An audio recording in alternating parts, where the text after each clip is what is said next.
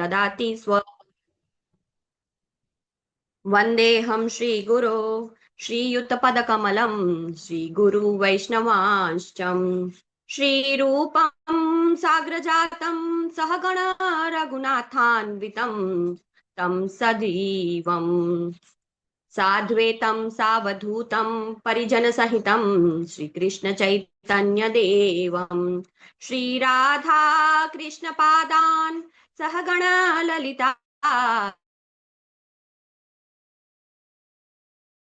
करुणा सिंधो दीनबंधो जगत्पते गोपेश गोपिका कांत राधा कांत नमस्तुते तप्त कांचन गौरांगी राधे वृंदावनेश्वरी वृषभानुसुते देवी प्रणमामि हरिप्रिये वाञ्छाकल्पतरुभ्यश्च कृपा सिन्धुभ्य एव च पतितानां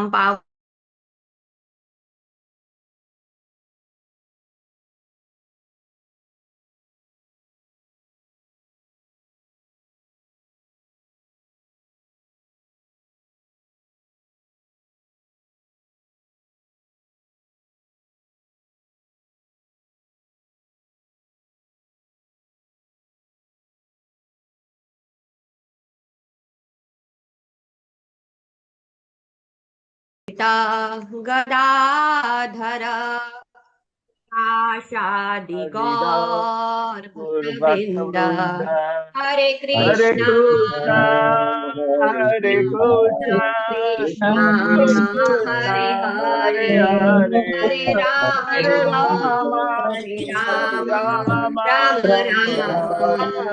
हरे हरे हरे कृष्ण बधाने सादर प्रणाम हरे कृष्ण बधाનું સ્વાગત છે હરે કૃષ્ણ હરે કૃષ્ણ ભાગવતમના મંગલાચરણથી શરૂઆત કરીશું ઓમ નમો ભગવતે વાસુદેવાય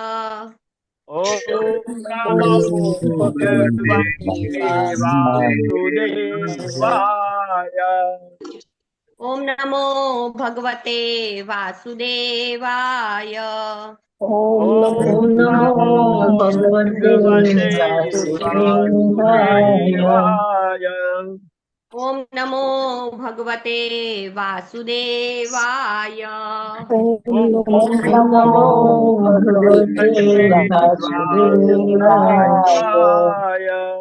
नारायणं नमस्कृत्य नरं चैव नरोत्तमम् नारायणं नमस्कृत्य नरं चैव नरोत्तमम् देवीं सरस्वतीं व्यासं ततो जयमुदीरयेत्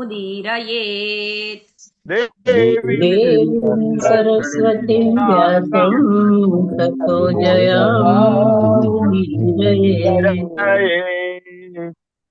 शृण्वतां स्वकथा कृष्ण पुण्यश्रवणकीर्तनः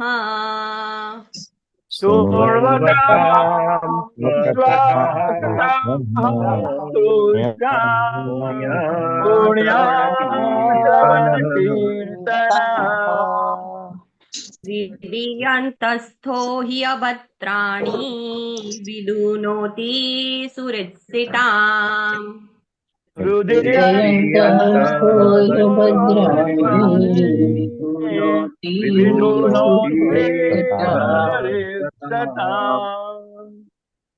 नष्टप्रायेषु अभद्रेषु नित्यं भागवत सेवया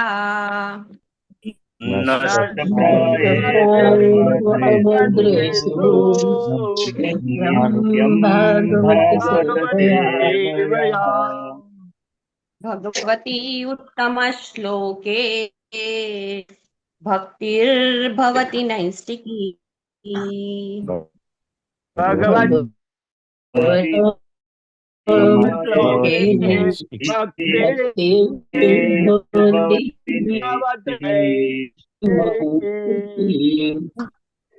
नित्य भागवतमना श्लोकोનું પઠન પાઠન સ્મરણ કરવી ઉત્તમ શ્લોક ભગવાન શ્રી કૃષ્ણના ચરણ ગુણોમાં નૈષ્ટિકી ભક્ત આપણા બધા જ અભદ્રો અનિષ્ટો બધું જ બળી જાય છે.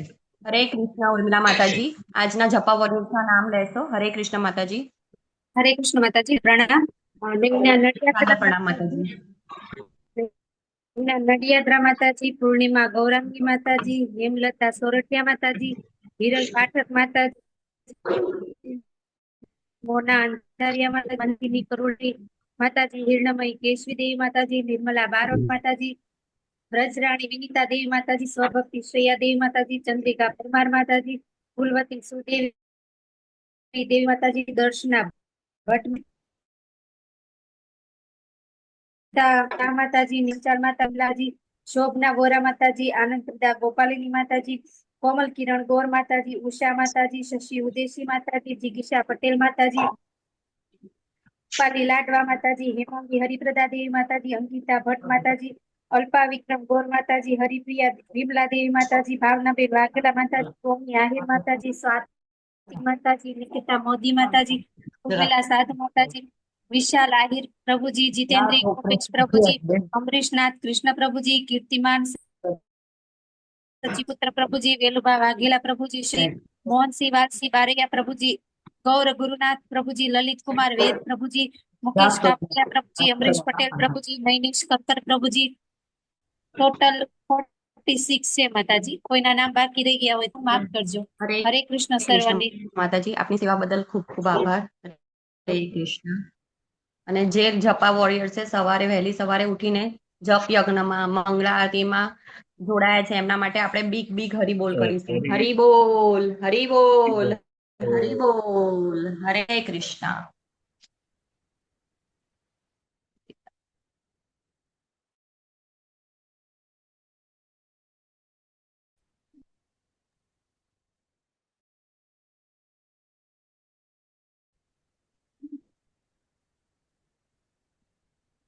હરે કૃષ્ણ. અમરીશ પ્રભુજી, મારાથી શેર નથી થઈ રહી ફાઇલ, કેમ એવું છે? હરે કૃષ્ણ અમરીશ પ્રભુજી. હરે કૃષ્ણ માતાજી. હા, તમે શ્લોક શેર કરશો? મારાથી શેર નહીં થઈ રહ્યો. ઓકે, દરબાર પ્રભુ કરી શકશો તમે? ખબર નહીં, ના પાડે છે, નોટ એલાઉ એવું લખે છે. હા, હવે થયું, પણ આ જ થાય છે, પેલું નથી થતું પીડીએફ નું. ઓકે, પીડીએફ ડાઉનલોડ નહીં કરી હોય તમે એટલે એવું થાય છે. કરી જોઉં છું. ના પ્રભુજી, છે મારામાં. એમને ડાઉનલોડ કરેલી હશે તો થશે. કરી જોઉં. ઓકે, ચાલશે ને? હા, તો હા, ત્યાં સુધી તો ચાલશે. બોલાવાનું ચાલુ કરો, પેલું શેર કરી દઉં થાય તો. હા હા. હરે કૃષ્ણ. આજે આપણે બીજા સ્કંદના 9મા અધ્યાયનો 22નો શ્લોક જોઈશું. મનીષિતાનુભાવોયમ મમ લોકાવલોકનમ યદુપશ્રુત્ય રહસી ચકર્થ પરમં તપઃ. મનીષિતાનુભાવોયમ મમ લોકાવલોકનમ મનીષિતાનુભાવોऽયં મમ લોકાવલોકનम् યદુપશ્રુત્ય રહસી ચકર્થ પરમં તપઃ.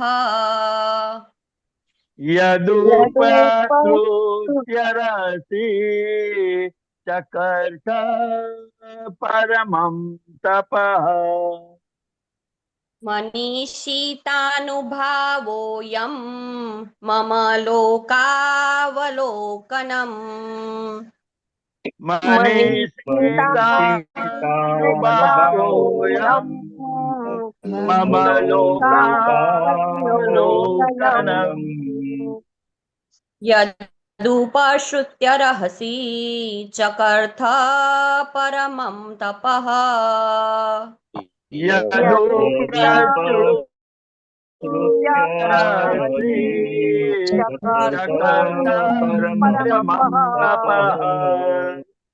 મનીષિતાનુભાવોયમ મમ લોકાવલોકનમ मनीषितानुभावोऽयं मम लोकावलोकनम् यदुपश्रुत्य रहसि चकर्थ परमं तपः यदुपश्रुत्य रहसि चकर्थ परमं तपः। हरे कृष्ण। पहला प्रभुजी અને પછી માતાજી। હરે કૃષ્ણ।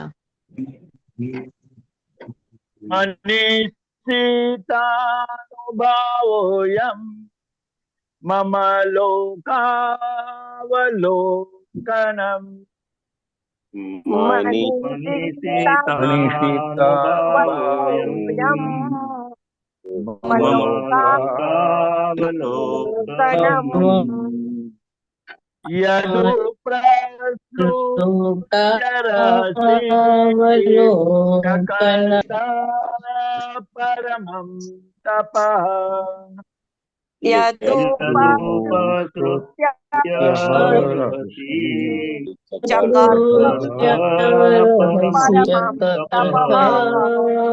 परमं तपः। मनीषितानुभावोऽयं मम लोकावलोकनम् मनीषितानुभावोऽयं मम लोकावलोकनम् यदुपश्रुत्य रहसि चकर्थ परमं तपः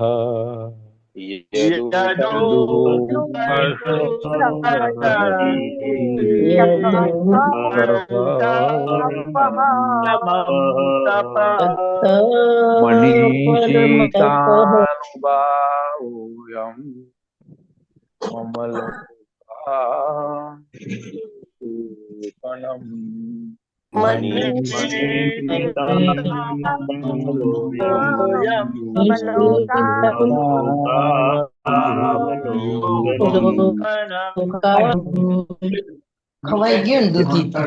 यदुपश्रुत्य रहसि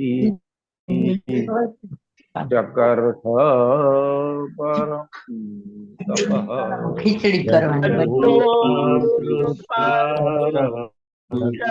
मनीषितानुभावोऽयं मम लोकावलोकनम्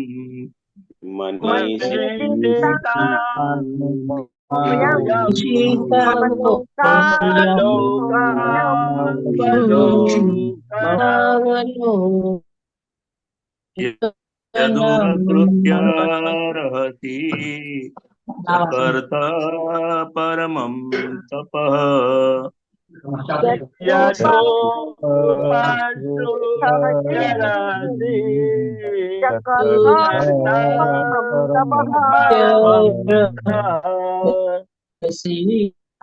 काटी રાખજો બા गीतानुभावोऽयं मम लोकावलोकनम्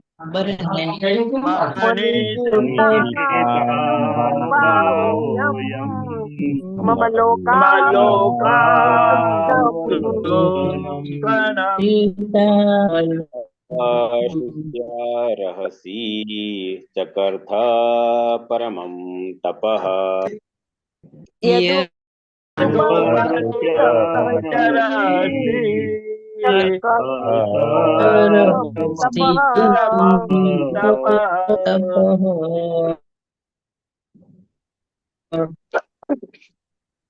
मनीषितानुभावोऽयं मकावलोकनम्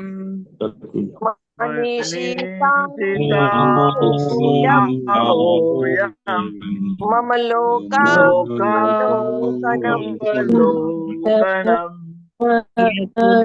श्रुत्य रहसि चकर्थ परमं तपः यदुपहारसि चकर्तपरमं तपः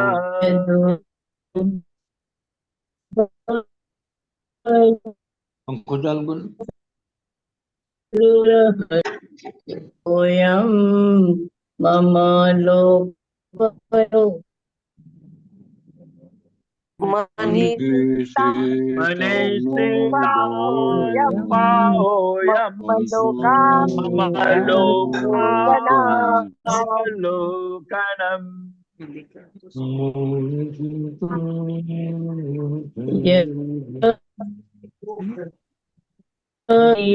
चकर्त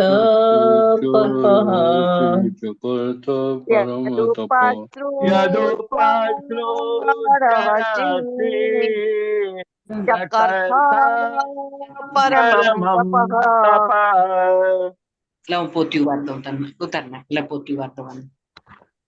मनीषितानुभावोऽयं मम लोकावलोकनम् मनीषितानुभावोऽयं मम लोकावलोकनम्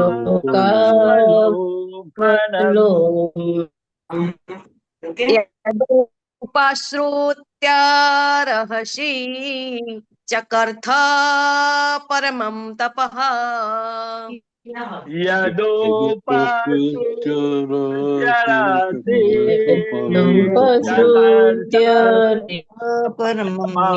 चकर्त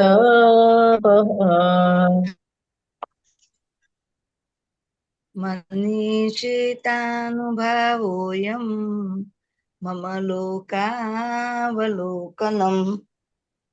मनीषितानुभावोऽयं मम लोकावलोकनम्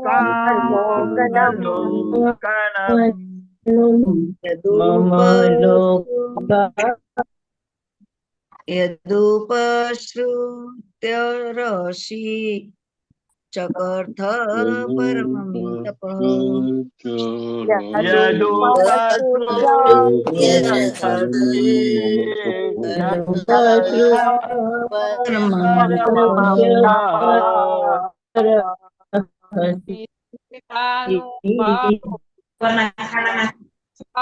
अवलोकनम् मनीषितानुभावोऽयं मम लोकावलोकनम् यदुपश्रुत्यरहसि चकर्थ परमं तपः यदुपश्रुत्यरहसि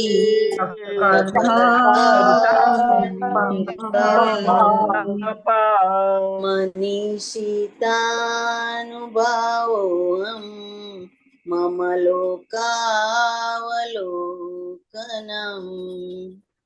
मनीषितानुभावोऽयं मम लोकावलोकनम् यदुपश्रुत्यरहसि चकर्थ परमं तपः यदुपश्रुत्यरहसि चकर्तपरमं तपः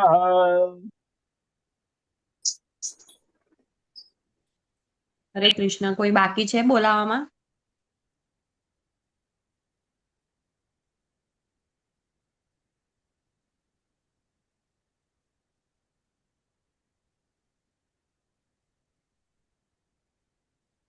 આપણે શબ્દાર્થ તરફ આગળ વધીએ.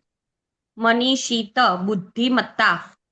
મનીષિતા બુદ્ધિમત્તા અનુભાવ અનુભૂતિ. અનુભૂતિ અયમ આ. મમ મારું. મારું લોકધામ. લોકધામ અવલોકનમ વાસ્તવિક અનુભવથી દર્શન થયેલું દર્શન. અવલોકનમ વાસ્તવિક અનુભવથી થયેલું દર્શન. યત કારણ કે યત કારણ કે પશ્રુત્ય શ્રવણ ઉપશ્રુત્ય શ્રવણ રસી મહાન તપમાં રહસી મહાન તપમાં ચકર્થ કરીને પરમમ સર્વોચ્ચ તપઃ તપ. અનુવાદ બાય શીલા પ્રભુપાદની જય. મારા ધામનું સ્વાનુભૂતિથી દર્શન કરવું એ જ સર્વોચ્ચ પૂર્ણ બુદ્ધિમત્તા છે અને મારી આજ્ઞાને અનુસરી કઠોર તપ કરવાની તમારી વિનયી વૃત્તિના લીધે આ શક્ય બન્યું છે. હરે કૃષ્ણ. પરેશ પ્રભુજી તમે લઈ શકો છો ભાવાર્થ. હરે કૃષ્ણ. હરે કૃષ્ણ માતાજી. શીલા પ્રભુપાદની જય હો. ભાવાર્થ. વાસ્તવિક અનુભૂતિ દ્વારા ભગવત કૃપાથી ભગવાનના દર્શન કરવા એ જીવનની સર્વોચ્ચ પૂર્ણ અવસ્થા છે. પ્રમાણભૂત આચાર્યો સદગુરુઓ દ્વારા સ્વીકૃત એવા ઈશ્વર પ્રણીત ધર્મશાસ્ત્રોમાં દર્શાવેલા માર્ગે જે ભગવત ભક્તિ કરવા તૈયાર રહે છે તેવો દરેક મનુષ્ય આની પ્રાપ્તિ કરી શકે છે. ઉદાહરણ ભગવદ ગીતા સર્વસંમત વૈદિક ગ્રંથ છે. તેનો સ્વીકાર શંકર, રામાનુજ, મધ્વ, ચૈતન્ય, વિશ્વનાથ, બલદેવ, સિદ્ધાંત સરસ્વતી અને એવા અનેક પૂર્વાચાર્યો કરેલો છે. તે ભગવદ ગીતામાં પૂર્ણ પુરુષોત્તમ ભગવાન શ્રી કૃષ્ણ કહે છે કે મનુષ્ય સદા તેમનું ચિંતન કરવું, સદા તેમની જ ભક્તિ કરવી, નિત્ય તેમની જ પૂજા કરવી અને હંમેશા તેમને જ વંદન કરવા. આમ કરવા થકી મનુષ્ય ભગવાનના ધામમાં પાછો જઈ શકે છે, એમાં સંદેહ નથી. અન્યત્ર પણ એવી જ આજ્ઞા થઈ છે કે મનુષ્ય બધા કર્તવ્ય કર્મો ત્યજીને કોઈ પણ સંકોચ વગર પૂર્ણ રીતે ભગવાનને શરણાગત થવું જોઈએ. ભગવાન આવા ભક્તને સંપૂર્ણ રક્ષણ પ્રદાન કરે છે. સર્વોચ્ચ પૂર્ણાવસ્થાને પ્રાપ્ત કરવાના આ રહસ્યો છે. બ્રહ્માજીએ કોઈ પણ પ્રકારની ગુરુતા ગ્રંથિ વિના જ આ સિદ્ધાંતોનું પૂર્ણપણે પાલન કર્યું અને એ રીતે ભગવત ધામમાં એટલે કે વૈકુંઠ લોકના અને તેમના સર્વ રસાલા સાથે સ્વયં ભગવાનના દર્શન કરી શક્યા. ભગવાનના દેહથી પ્રગટ થતી દેદીપ્યમાન બ્રહ્મ જ્યોતિનો સાક્ષાત્કાર કરવો એ સર્વોચ્ચ પૂર્ણાવસ્થા નથી કે પરમાત્માનો સાક્ષાત્કાર એ પણ પૂર્ણાવસ્થા નથી. મનીષિત શબ્દ અર્થ સૂચક છે. દરેકને તેના કહેવાતા જ્ઞાનનું સત્ય કે મિથ્યા અભિમાન હોય છે, પરંતુ ભગવાન કહે છે કે સર્વ ભ્રમણાથી રહિત થઈને તેમના અને તેમના ધામના દર્શન કરવા એ જ જ્ઞાનની સર્વોચ્ચ પૂર્ણ અવસ્થા છે. હરે કૃષ્ણ માતાજી. શીલા પ્રભુપાદની જય હો.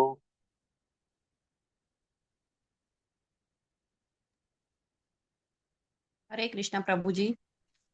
આપનો ખૂબ ખૂબ આભાર. હરે કૃષ્ણ. હરે કૃષ્ણ. હરે કૃષ્ણ માતાજી. આપનો ખૂબ ખૂબ આભાર પ્રભુજી. હરે કૃષ્ણ. હરે કૃષ્ણ. જ્ઞાનતિમિરાંધસ્ય જ્ઞાનાંજલશલાકયા ચક્ષુરુન્મિતં યેન તસ્मै શ્રી ગુરુવે નમઃ. નમો વિષ્ણુપાદાય કૃષ્ણપૃષ્ઠાય ભૂતલે શ્રીમતે ભક્તિવેદાંત સ્વામીતિ નામિને. નમો આચાર્ય પદાય નિતય ગુરુ.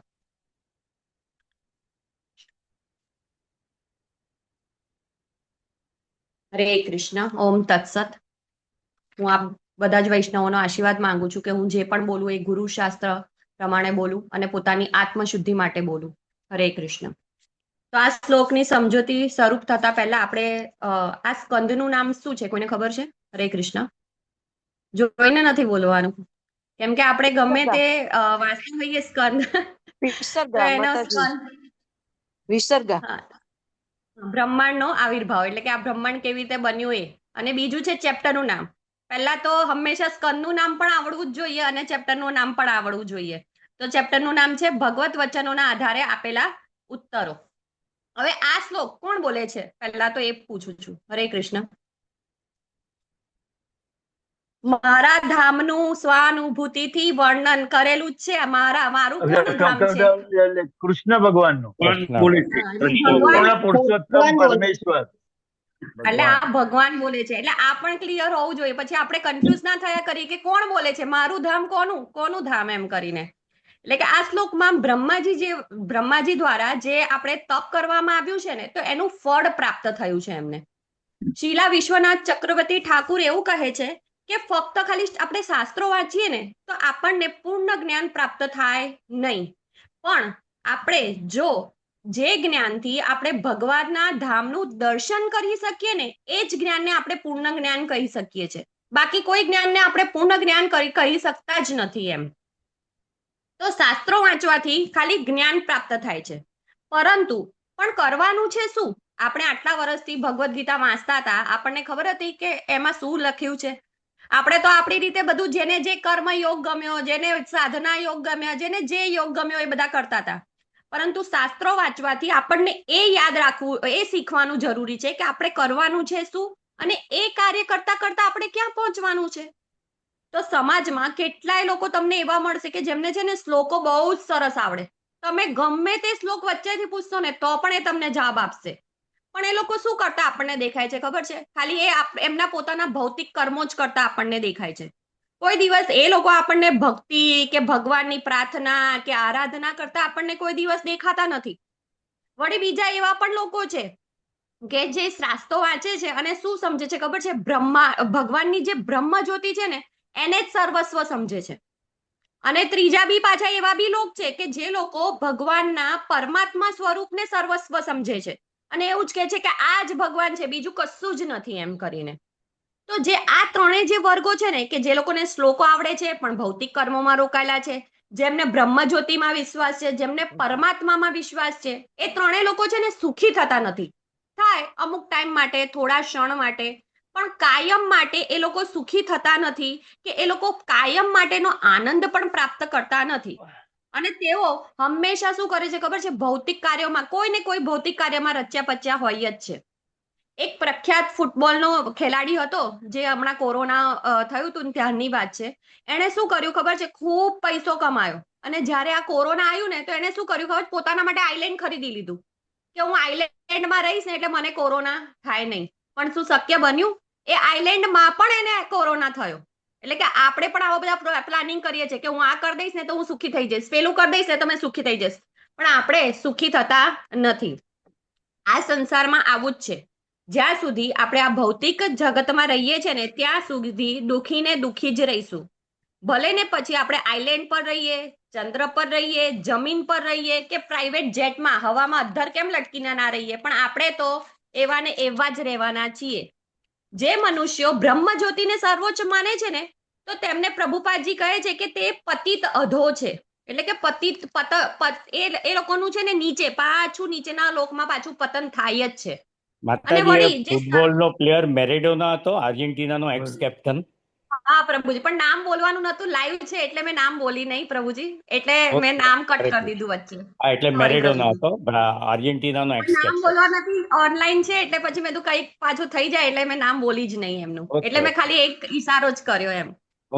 અને વળી જે લોકો છે ને પરમાત્માને સર્વોચ્ચ માને છે ને, તો એ લોકો આ ભૌતિક જગતમાં જ રહે છે. કેમ કે પરમાત્મા ક્યાં રહે છે ખબર છે? આ ભૌતિક જગતમાં જ રહે છે.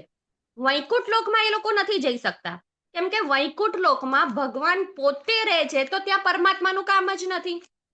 આપણે ઘણીવાર આપણે એવું કહીએ છીએ કે મારી આત્માની અંદર પરમાત્મા રહેતા નથી, પરંતુ આત્માની સાથે પરમાત્મા રહે છે. આપણે હંમેશા એવું બોલતા હોઈએ છીએ, મારી અંદર પરમાત્મા છે. આપણી અંદર નથી હોતા, પણ આપણી સાથે હોય છે. એ પણ ક્યાં? ખાલી આપણે જ્યારે ભૌતિક જગતમાં હોઈએ ને ત્યારે જ. અહીંથી આપણે આધ્યાત્મિક જગતમાં જઈશું ને ત્યારે આપણી સાથે પરમાત્મા ના હોય, ત્યારે તો સાક્ષાત ભગવાન આપણી સામે હોય છે. આમ આત્મા વૈકુંઠ લોકમાં જશે, ત્યાં ઓલરેડી ભગવાન હશે, તો ત્યાં પરમાત્માની કોઈ જરૂર હોતી જ નથી ને. આ ખાલી કહેવાની વાત છે કે મારી અંદર પરમાત્મા છે, પણ આપણે શું બોલવું જોઈએ હકીકતમાં? કે મારી સાથે પરમાત્મા હંમેશા રહે છે એમ. શાસ્ત્રો ખાલી વાંચીએ ને તો વૈકુંઠ ધામ ના પહોંચીએ તો ત્યારે સમજવું કે આપણે જે જ્ઞાન લીધું છે ને એ બરાબર છે નહીં, કેમ કે જ્ઞાન દ્વારા જ આપણે ભગવાનના ધામમાં જઈ શકીએ. તો આ બધું આપણે જાણીએ છીએ કે બ્રહ્માજીએ આપણે આજુબાજુ જોયું હતું, બરાબર? એમને કશું દેખાયું નતું, અને બ્રહ્માજી ત્યારે કંઈક ડિપ્રેશનમાં ગયા હતા કે ક્યાંક એટેક વેટેક કઈ એમને આવ્યો તો નતો આવ્યો.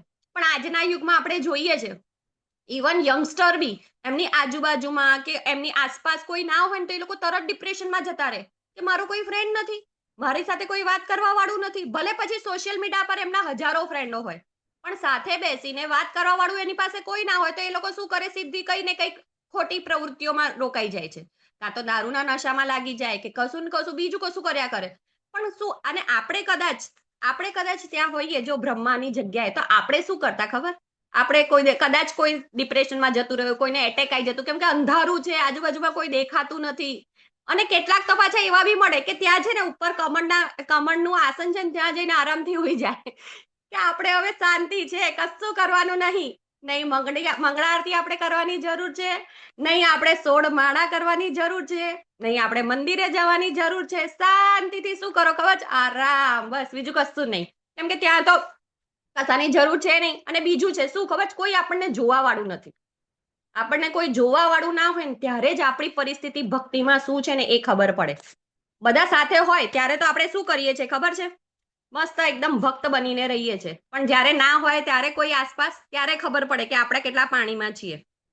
તો આવી જ આવા લોકો હોય છે ને કે જે શાંતિથી પોતાની ઊંઘ લે છે, શાંતિથી જીવન જીવે છે, તો આવી જે પ્રજાતિઓ છે ને એ ભૌતિક જગતમાં સુખી છે. કેમ ખબર છે? એ લોકોને કોઈની સાથે કઈ લેવા દેવા જ નહીં. કોઈ આવે, કોઈ ના આવે, કોઈ કશું કરે છે, નહીં કરતા, ને પોતે ના કરે ને કોઈની પાસે આશા બી ના રાખે. શું વિચારે ખબર? હું ભલો અને મારું કામ ભલું, બસ. બ્રહ્માજીએ તપ શબ્દ સાંભળ્યો અને આપણે વિચારીએ કે નમ્રતાપૂર્વક એમણે તપ કર્યું, તેનું પરિણામ આવ્યું કે તેમને ભગવાનના દર્શન થયા છે, જે સૌથી ઉચ્ચ કક્ષાનું સ્તર છે. બહુ ભાગ્યવાન જીવ હોય એને આ સ્તર પ્રાપ્ત થાય છે, બરાબર છે? તો આપણે વિચારીએ કે બ્રહ્માજીએ જ્યારે આ તપ શબ્દો સાંભળ્યો હશે તો તેમને આ શબ્દમાં કેટલો બધો વિશ્વાસ હશે અને એમણે કેટલી શરણાગતિથી તપ કર્યું હશે, એ પણ વિચારવા જેવું છે ને કે એમને ભગવાનના દર્શન તરત થઈ ગયા. કેટલી શરણાગતિ! ને આપણે રોજે ગમે તેટલી માળા કરીએ કે ગમે તેટલું કરીએ છીએ તો આપણી શરણાગતિ પૂર્ણ છે? નથી. આપણે તો માંડ 1% બી, મેં તો કહું છું, બહુ ઓછી હશે. મારી તો નહીં જ હોય. કેમ કે આપણે જ્યાં સુધી માળા કરીએ કે ભગવાનની સામે હોઈએ ત્યાં સુધી કદાચ ભગવાનને યાદ કરી કે જેમ આપણા ભૌતિક કર્મોમાં આપણે ઘૂસ્યા એટલે પાછા આપણે ભગવાનને ભૂલી જઈએ છીએ. તો આપણને જ્યારે કોઈ જોનાર ના હોય ને ત્યારે જ આપણને ખબર પડે કે આપણી ભક્તિ કેટલી છે. અને કેટલાય આચાર્યો તો એવું કહે છે કે તમે ભક્તિમાં કેટલા ઉન્નત છો એ જાણવું હોય ને તો તમારે એકલામાં તમે શું કરો છો ને એના પરથી બધું જ ખબર પડી જાય. તમે એકલા હો ત્યારે ભક્તિ કરો છો કે ટીવી જુઓ છો, રેડિયો સાંભળો છો, ગાયનો જુઓ છો, શું કરો છો એનાથી તમને ખબર પડી જશે કે હું કેટલી પાણીમાં છું. આપણે ભક્તો વચ્ચે હોઈએ ને ત્યારે બહુ જ નમ્ર હોઈએ છીએ, વૈષ્ણવ પરિવેશમાં હોઈએ છીએ, તિલક લગાવીએ છીએ, બધી જ રીતે આપણે એમ ભક્ત બનવાની કોશિશ કરીએ છીએ. પણ અમુક એવા ભક્તો જે હોય છે તે પછી મનાલી કે ગોવા કે શિમલાના દ્રશ્યો આપણે જોઈએ છે તો એ જે ગોપી ડ્રેસ ને બધું પહેરીને ફરતા હતા એ ત્યાં જઈને કેવા થઈને ફરે છે, આપણે સોશિયલ મીડિયા પર ને એ બધા ફોટા એમના જોઈએ જ છે. તો આ ખાસ હું મારા માટે બોલી રહી છું, તમારા બધા માટે નહીં. હું પણ એવી જ ભક્ત છું. તમારા બધાની સામે આવું તો તિલક કરીને કમ્પ્લેટ બેસીને કદાચ ઊભી કરતી હોય ને એકલામાં હું પણ આવી જ છું. તમે તો બહુ બધા ઉન્નત ભક્તો છો, એટલે તમને જો ખોટું લાગ્યું હોય તો મને માફ કરજો. તો આપણે આજે કૃષ્ણ ભાવના આંદોલન છે ને, આપણે બહારથી ભક્ત નથી બનવાનું. બહારથી તો 500-1000 રૂપિયામાં તમે કપડાં લઈ આવો, તિલક કરી દો તો તમે ભક્ત કહેવાશો, કંઠી પહેરલો થઈ ગયા તમે ભક્ત. પણ આપણે આજે કૃષ્ણ ભાવનામૃતનું આંદોલન છે ને એટલે આપણે અંદરથી ભક્ત થવાનું છે. આ પ્રોસેસ છે ને અંદરથી બહારની છે, બહારથી અંદરની નથી. આપણે બહારથી અંદર જઈ રહ્યા છે પણ આપણે અંદરથી આત્માથી બહાર આવવાનું છે. એટલે કે આ પરિવર્તન આપણે ચેતનાથી શરીર સુધીનું થવું જોઈએ. તો એવા કેટલાય ભગવાનના ભક્તો છે કે જ્યાં બહારથી ભૌતિક દેખાય પણ અંદરથી એ એકદમ ભગવાનના શુદ્ધ ભક્તો હોય છે.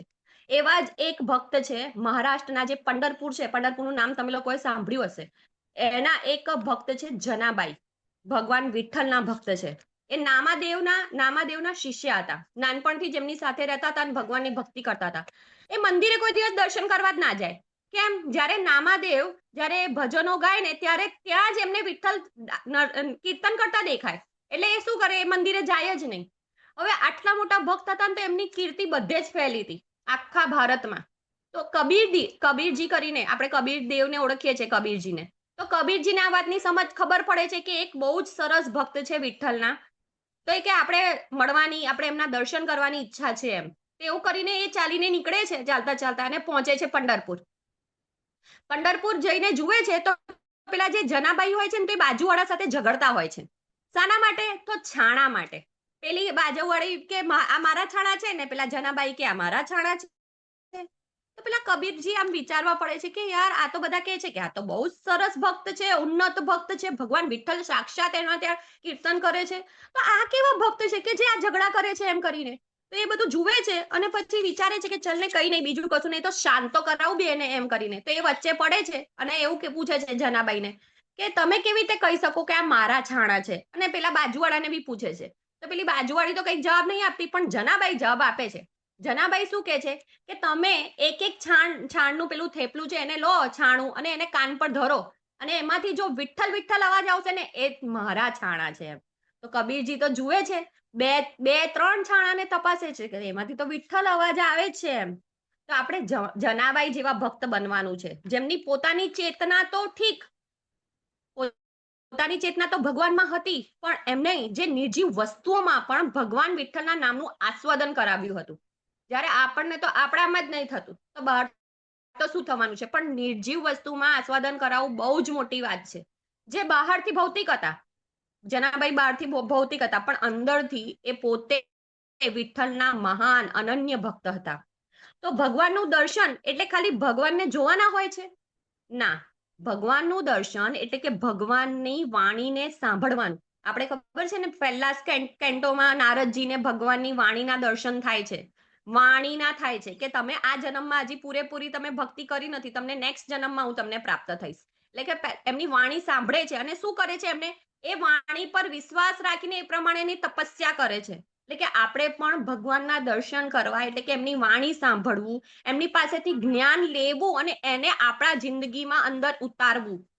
તેવી જ રીતે જ્યારે આપણે કોઈ ગુરુને મળીએ કે કોઈ વૈષ્ણવો કે કોઈ આચાર્યોને મળીએ તો ખાલી દર્શન કરવા, ખાલી જોવા માટે નથી જવાનું, પણ તેમની પાસેથી આપણે સાંભળવાનું છે અને તે શિક્ષાઓનું પાલન કરવાનું છે. જૈવ ધર્મ નામનું એક પુસ્તક છે જે ભક્તિ વિનોદ ઠાકુરે લખ્યું છે. એમાં એમણે લખી છે કે એમાં 5 વસ્તુ આપણે કરવાની છે. પહેલું તો શ્રવણ, જે આપણે બધા રોજ કરીએ છીએ. બીજું છે મનન. મનન એટલે એને વિચારો. તમે આજે ક્લાસ પૂરો થયો તો તમે શું સાંભળ્યું, તમને શું ગમ્યું એ વિચારો. પછી એને ગ્રહણ કરો. ત્રીજું છે ગ્રહણ. ગ્રહણ એટલે પોતાની જિંદગીમાં ઉતારો. ચોથું છે વરણ. વરણ એટલે કે જેવી રીતે વર વધુને પરણે વર્ણે છે એવી રીતે એને પકડીને રાખો કે હા મારે આ કરવું જ છે એમ કરીને. અને 5મું છે સંપત્તિ. એને પોતાની સંપત્તિ બનાવો કે આ જે મેં કર્યું છે ને એ હવે મારું છે અને હવે મારે બધાને આપવાનું છે. એટલે કે આ 5 વસ્તુઓ, શ્રવણ, મનન, ગ્રહણ, વરણ અને સંપત્તિ, જ્યારે આપણે આ 5 વસ્તુઓ રોજ કરતા શીખી જઈશું ને ત્યારે આપણને આ ભક્તિમાં આગળ વધવા માટેનું એક બુસ્ટર મળશે, એક ગતિ મળશે આગળ. બરાબર છે? તો મારા જેવા કેટલાક સાધકો જે ખાલી શું કરે છે, સાંભળે છે, પણ જે કરવાનું કે નહીં, કરે નહીં. કેમ કે આપણે તો આપણા મનના માલિક છીએ. હું પણ પોતે એવું છું કે આ તો કે હવે આપણે કરવાનું નથી, પણ મારા જેવી તો ખાસ કે ઉતારવાનું નહીં આવડતું એને. તો કેટલાય લોકો કહે છે કે અહમ કરતા, હું જ કરતા છું. તો અરે ભાઈ તું કરતા છે તો કર ને. કરવાનું શું છે? ભગવદ્ ગીતામાં કરતા કોણ હતા? અર્જુનજી હતા. યુદ્ધ કોણે કર્યું? અર્જુનજીએ કર્યું. પણ સલાહ કોણે આપી હતી? ભગવાન શ્રી કૃષ્ણએ આપી હતી. એટલે કરતા તો એમ તો ઇન્ટિમેટલી તો ભગવાન જ છે, પણ તમે જો તમને કરતા માનતા હોય પોતાને તો તમે પણ કરો, કંઈક ને કંઈક તો કરો, ભક્તિ તો કરો. બ્રહ્માજીએ જેમ તપ કર્યું, જેમ કર્યું એવી સાધના તો આપણે જ કરવાની છે. બીજા કોઈ આપણા વર્તીના કરવાના નથી. જેવી રીતે આપણે ખાવાનું આપણે જ ખાવાનું છે. ભૂખ આપણે લાગી હોય તો આપણે જ ખાઈએ છીએ. બીજા કોઈ આપણા વર્તીનું ખાય તો આપણું પેટ ભરાતું નથી. તેવી જ રીતે આપણે આપણી સાધના આપણે જ કરવાની છે. આચરણમાં આપણે જ મૂકવું પડશે. એકવાર જ્યારે બ્રહ્માજી આ તપ કરતા હતા ને ત્યારે એટલું મોટો આ તપ કરવાનું ચાલુ હતું, ત્યારે એટલું બધું પવનનો એ આવ્યું, પવનથી એ કમળ હલવા લાગ્યું. તોય બ્રહ્માજીએ તપ કરવાનું ચાલુ રાખ્યું. પણ આપણે થોડું પણ અમુક ટાઈમે દુઃખ આવે તો આપણે શું કરીએ? કાં તો શરીરમાં દુઃખ આવે, કોઈ આપણી જિંદગીમાં દુઃખ આવે, કે આપણા સ્વજનને કંઈક થયું હોય, કે એમનું શું કરીએ છીએ ખબર છે? આપણે એવું વિચારીએ છીએ કે અરે મેં તો આટલી બધી ભક્તિ કરું છું, આજુબાજુ વાળા તો કશું જ નથી કરતા, થઈને સુખી થઈને ફરે છે, અને હું આટલી બધી ભક્તિ કરું છું, બહારનું ખાતી નથી, બહાર ક્યાં જતી નથી, તોય જો મને કેટલું બધું દુઃખ આવે છે. અને આપણને દુઃખ આપે ને તો સમજવું કે એ આપણને ભક્તિમાં આગળ વધારવા માંગે છે. આપણને ભગવાન પ્રત્યેની શરણાગતિ છે ને વધે, એના માટે આપણને દુઃખ આપે છે. બધા ભક્તો જોઈએ છે, પ્રહલાદ મહારાજ છે, એમને કહેવાય છે, ત્યારે શું એ ભગવાન તરફથી દૂર થયા? ના, એ તો ભગવાનમાં વધારે આગળ થતા ગયા. એટલે કે આપણે એ સમજવાનું છે કે આપણા જીવનમાં જો દુઃખ આવે ને તો આપણે વધારે તીવ્રતાથી ભગવાનની ભક્તિ કરવાની છે. આવા જ એક પંઢરપુરના એક છે નામદેવ, જે મેં કીધું તો તમને, જનાબાઈના શિક્ષક હતા, ગુરુ હતા. એમનો પણ એક બહુ જ સરસ કિસ્સો છે. એક દિવસ એ ઘરમાં બેસીને કીર્તન કરતા હોય છે ને, બહુ જ અંદર આમ ડીપલી કીર્તનમાં ઘુસેલા હોય છે ને, અચાનક એમના ઘરમાં આગ લાગે છે. હવે એ આગ લાગે છે ને તો પણ એ તો હલતા જ નથી, એ તો એના કીર્તનમાં જ મસ્ત છે. તો આજુબાજુ વાળા આવીને એને કહે છે કે ભાઈ તું ઉભો થા, અહીંથી આગ લાગી ગઈ છે ને, ઘરમાંથી સામાન કાઢે એમ. તો પેલા તો કઈ ધ્યાન નહીં આપતા, અને પોતે કીર્તનમાં મગ્ન છે, પાછા કીર્તન કરવા મંડી પડે છે. તો પેલા આજુબાજુ વાળાને એમનો વિચાર આવે છે કે હા, એના ઘરમાં તો એમે ઓછી વસ્તુઓ છે, તો લાય આપણે કંઈક સારું હોય તો આપણે બહાર કાઢીને મૂકી દઈએ, કે એને કંઈક તો બચશે. તો એમાં જે ઘરનું ઘી હોય છે, તેલ હોય છે, ખાવા પીવાનું સામાન હોય છે, અમુક ખુરશી, ટેબલ, એ સારી સારી વસ્તુઓ એ પેલા આજુબાજુ વાળા એ આગમાંથી બચીને કાઢે છે. હવે આ બાજુ કીર્તન પૂરું થાય છે એટલે ઉઠે છે તો જુએ છે તો બધે આગ લાગેલી છે. તો એ તો પોતે બહાર જતા રહે છે, તો બહાર જઈને જુએ છે ને તો પેલા સામાનનો ઢગલો કરેલો હોય છે. તો પેલા પૂછે છે કે આ કોણે કર્યો છે નામદેવજી? પેલા આજુબાજુ વાળા કે છે અમે. તમે તો કીર્તનમાં મગ્ન હતા, તો તમારી વસ્તુઓ બચાવવાનો ધર્મ તો પાડોશીઓનો છે જ ને, એમ કરીને. તો કે સરસ. તો કે પણ તમે મને પૂછ્યા વગર કેમ કર્યું? તો કે અમે તને કીધું તું પણ તું એ ના બચાય એટલે અમે બચાવી લીધું. તો પાછા એ નામદેવજી શું કરે છે? બધું જે ઘી, અનાજ, બધી ખુરશીઓ, ટેબલ બધું હોય છે ને, લઈને પાછા અંદર અગ્નિમાં નાખવા લાગે છે.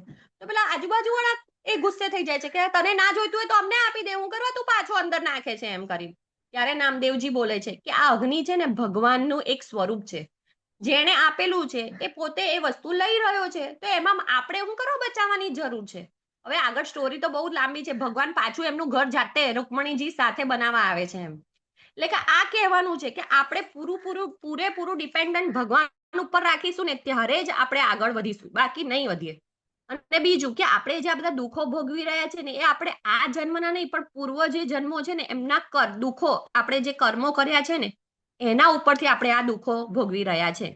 જેના દ્વારા આપણે એવું જ સમજવાનું છે કે ભગવાન આપણી ભક્તિ વધારવા માટે, ભગવાન અમારી શરણાગતિ વધારવા માટે અમને આ દુઃખ આપી રહ્યા છે.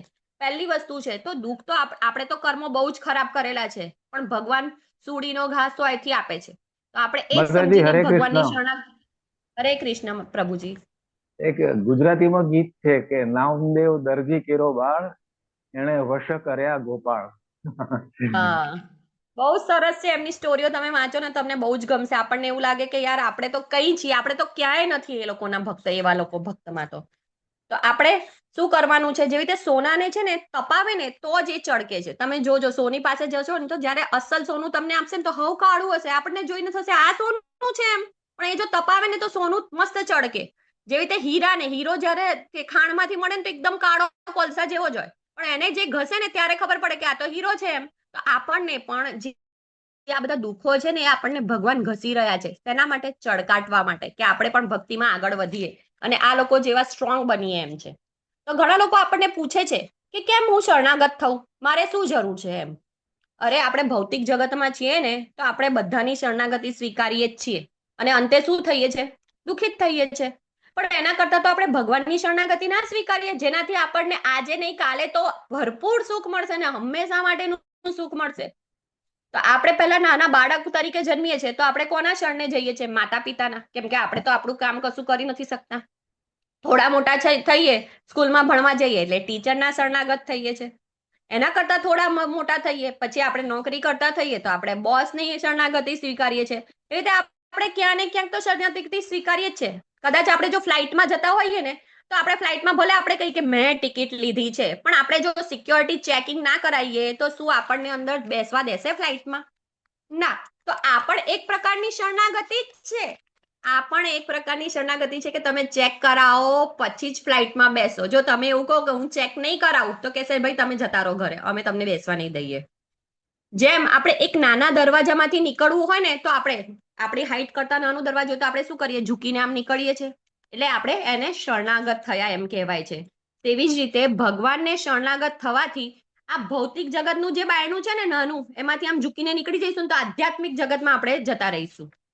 આપણે બેંક કે એટીએમ માં જઈએ છીએ, બરાબર, તો એની બહાર પેલો ગાર્ડ બેઠેલો હોય છે, આપણે બધા જોઈએ છે ને, આપણે જોતા બી નથી. કેમ? ભલે આટલા કરોડો રૂપિયા અંદર હોય અને સાચવતો હોય તોય આપણે બેંક કે એટીએમ માં જઈએ તો ગાર્ડ પાસે આમ નજર બી ના કરીએ. કેમ? એ બહુ તુચ્છ માણસ છે એમ વિચારીને આપણે.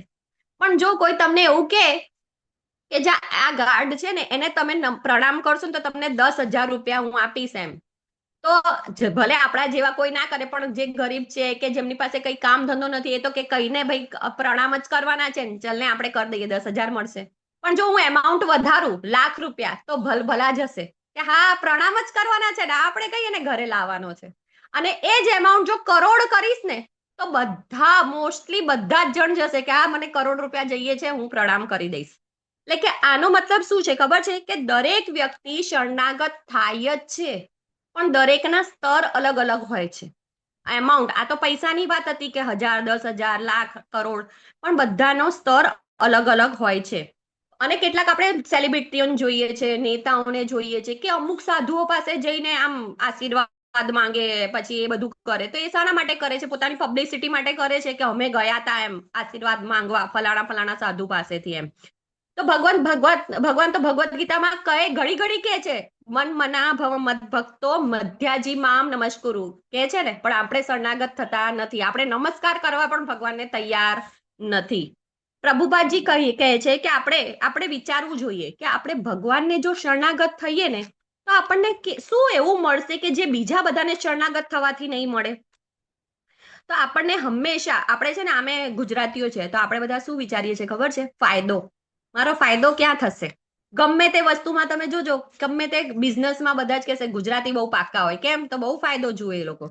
તો આપણે આ જ ફાયદો જોવાનો છે કે આપણે ભગવાનને શરણાગત થઈશું, ભગવાનને નમસ્કાર કરીશું તો આપણને શું ફાયદો થશે? ભૌતિક જગતમાં આપણે બધી જ વસ્તુઓ છે ને પૈસાથી તોલીએ છે ને, પરંતુ ભગવાન આપણને શું આપી રહ્યા છે ને એ આપણે વિચારીએ ત્યારે જ આપણે શરણાગત થઈ શકીએ.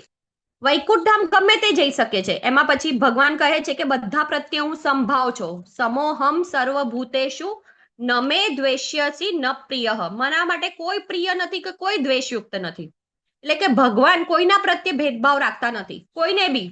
એમાં બાળક હોય, સ્ત્રી હોય, વૃદ્ધ હોય, કાળો હોય, ગોરો હોય, પશુ હોય, પક્ષી હોય, બધાને વૈકુંઠમાં લઈ જવા તૈયાર છે.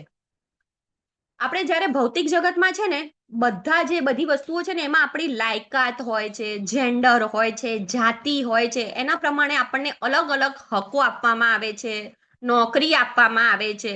પરંતુ આધ્યાત્મિક જગતમાં એવું નથી. આધ્યાત્મિક જગતમાં ગમે તે જઈ શકે છે.